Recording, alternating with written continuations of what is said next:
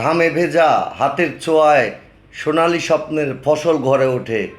ধান কাটা মানে শুধু ফসল তোলা নয়, এটি হলো পরিশ্রমের আনন্দ ও সন্তুষ্টি।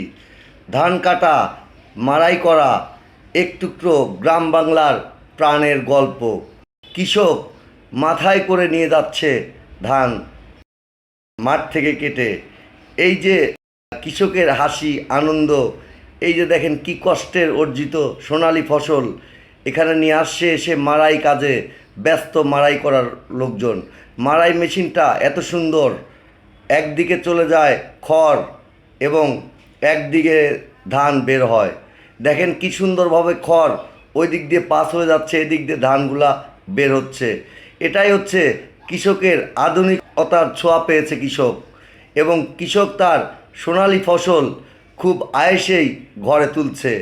কৃষকের মুখের হাসি ফুটেছে সোনালি ফসল ঘরে উঠে। কেমন লাগলো ভিডিওটা জানাবেন। আল্লাহ হাফেজ।